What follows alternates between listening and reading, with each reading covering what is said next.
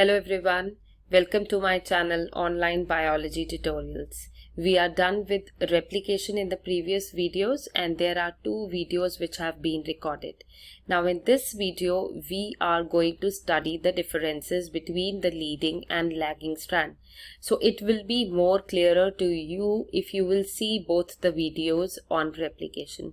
Prior to that, I would like to make a request that if you have not subscribed to my channel, please do subscribe and share with maximum friends so that everyone can take the benefit. I would be covering complete NCERT for you.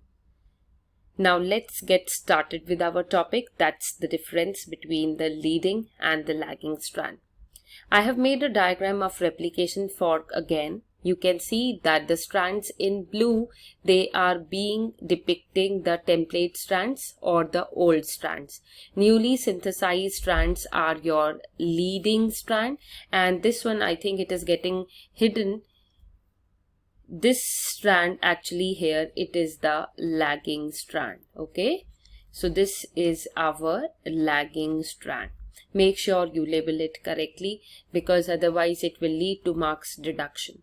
Right? First thing which you need to know is the synthesis of leading strand is very fast. So I'm writing in short, you can write in a complete sentence that the synthesis in leading strand is very fast, whereas in the lagging strand it is very slow. Now you can see that replication fork, it is actually here. Because here you can see ahead to this the fork-like structure develops. So leading strand, it is growing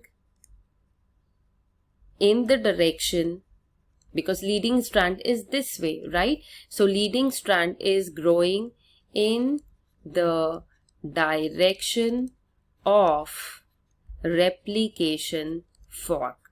However, if we want to write the difference for the lagging strand, it would be it is growing away, because it is moving like this, okay, and replication fork is here with the Z line, so it is moving away, growing away from the replication fork, right? Now the next difference here would be the synthesis of leading strand. It is growing in 5 to 3 prime direction, right? Whereas if you want to write the difference here, you will write it is growing in 3 to 5 prime direction, but Okazaki fragments in the given replication fork, you can see that I have shown 3 Okazaki fragments and the polarity is also being written as 5 to 3 prime. So Okazaki fragments, they are growing in 5 to 3 prime direction. Okay. Now let's see other differences as well. The other difference is the synthesis in leading strand is continuous, because it is continuously synthesized, right? And if you want to write the difference for the lagging strand, what it would be? Yes, you have to write in the comment box and you need to tell me whether were you able to guess or not. If you are not able to, then you must revise the replication concept. Synthesis in lagging strand is discontinuous, because it is not happening continuously, it is getting stopped in between, because DNA polymerase, it has the polarity in 5 to 3 prime direction only, right? Next difference, we will be writing it down. Only one primer was required. Only one primer chain or RNA primer was required. So this we have already seen that RNA primer in the case of leading strand it was here, whereas in the case of lagging strand, depending upon the number of Okazaki fragments, the primers will be required. So primer was only one in the case of leading strand, whereas for the lagging strand, primers were required as per the number of Okazaki fragments, right? Another thing, there was, this one would be the fifth point.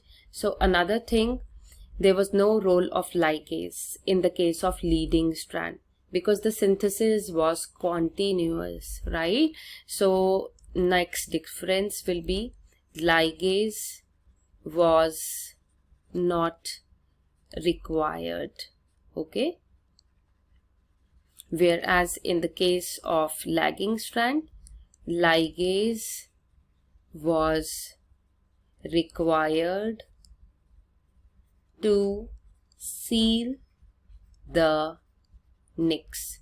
Nicks means the gaps, the cuts that were there. These cuts were sealed by the ligase. So prepare this question for 2 to 3 marks.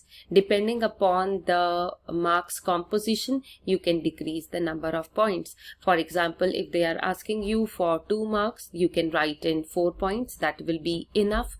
And if you are writing it for 3 marks, make sure you should write 6 valid points.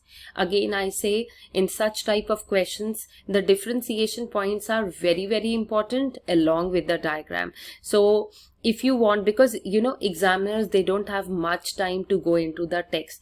By seeing your diagram, by seeing the main points, in one of the videos I will be telling you what is the right way to write answer as well. But here for this question, make a point that you need to draw a diagram as well and you need to write valid points. Please don't write anything else than this because it will not be marked as correct. Okay, I hope this was useful. Please stay tuned for more videos. Thank you and happy learning.